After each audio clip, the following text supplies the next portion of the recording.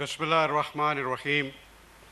Air Chief Marshal Zahir Ahmed Babar Sidhu, Chief of the Air Staff, Air Vice Marshal Shahriyar Khan, Air Officer Commanding Pakistan Air Force Academy Asghar Khan, distinguished guests, graduating cadets, ladies and gentlemen, Assalamu alaikum.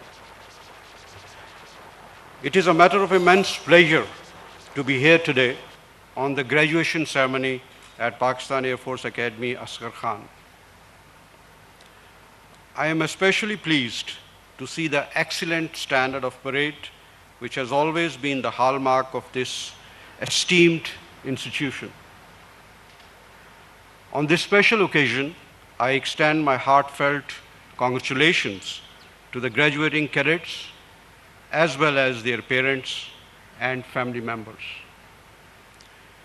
In particular, I felicitate the recipients of Swords of Honor and those who have achieved distinctions. Dear graduating cadets, today marks the commencement of your journey in Pakistan Air Force as officers.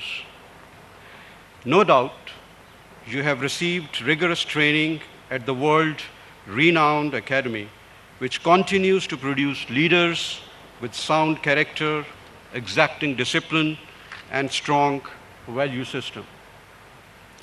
I'm confident that in line with Pakistan Air Force's glorious legacy of fighting the outnumbered, you will uphold the Qaed's vision of Pakistan Air Force being second to none by negotiating future challenges with total commitment and dedication. Certainly, Pakistan Air Force's outstanding performance during Marka-e-Haq, Bunyan Mahsoos in May 2025 was the outcome of exemplary professionalism, remarkable foresight, and relentless hard work on the part of Pakistan Air Force leadership, who pursued a comprehensive strategy of restructuring, modernization, and indigenization during the preceding years. Pakistan Air Force has embraced technological developments and harnessed cutting-edge niche technologies in line with modern dictates of warfare.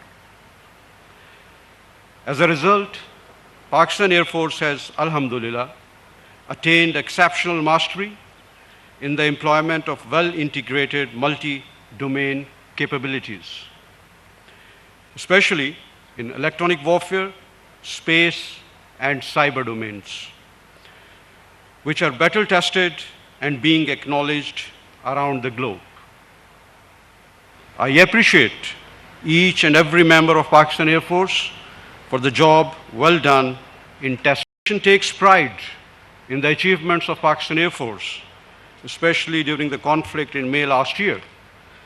It places greater responsibility on each one of you graduating today to take up the challenges of future battles shaped by interplay of emerging technologies and competing narratives.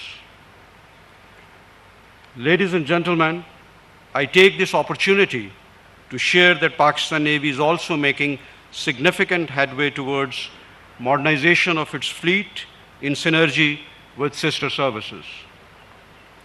The induction of state-of-the-art warships, Hangor-class submarines in the near future, indigenously developed long-range weapons, and establishment of Pakistan Maritime Science and Technology Park are some of the important developments taking place. Combat capabilities of Pakistan Navy have recently undergone remarkable enhancement across all operational domains, including surface, subsurface, and aviation.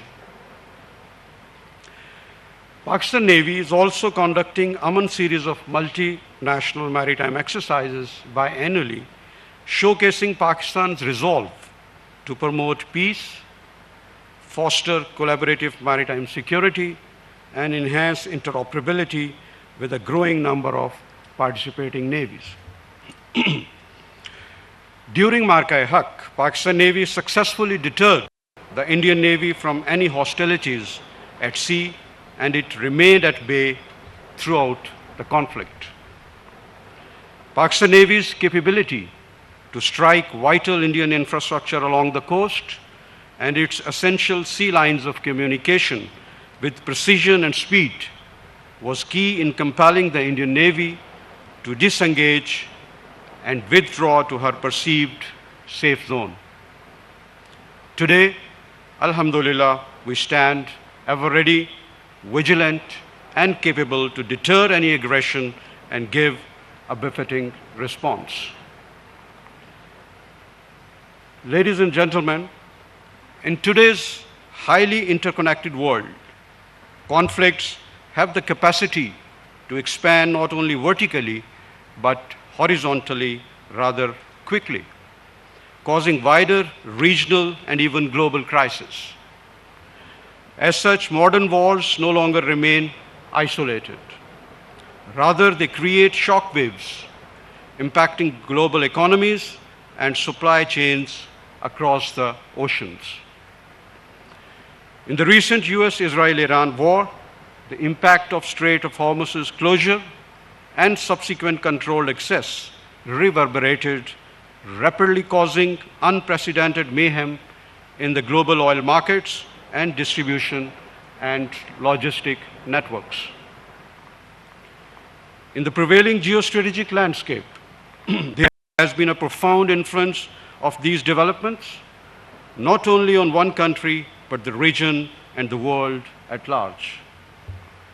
Pakistan Navy is confronted by threats from the east, northwest, and on the edge, Middle East, which demands continuous vigilance, 24/7 readiness, and the ability to proactively respond in any eventuality. We stand ready to deter any aggression, enhance our capabilities, and keep up with the evolving geopolitical developments. On the security front, acts of terrorism from across the border are also at play to disrupt our peace and harmony. Our armed forces, supported by the nation, are fighting the menace bravely and effectively. Pakistan Air Force, in concert with Pakistan Army and security forces, is combating anti-state elements in Operation Ghazab Lil Haq strongly. Led from the front, Pakistan Air Force has made significant and meaningful contributions in the success of ongoing operations against the terrorists.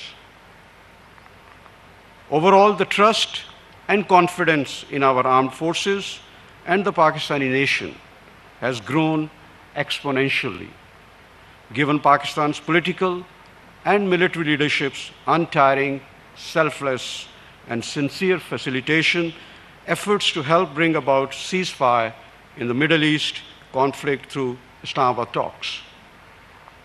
I'm hopeful that with the concerted and collaborative efforts, we shall be able to find a solution for achieving a safe, secure, and stable order in the region that can advance peace and prosperity around the globe.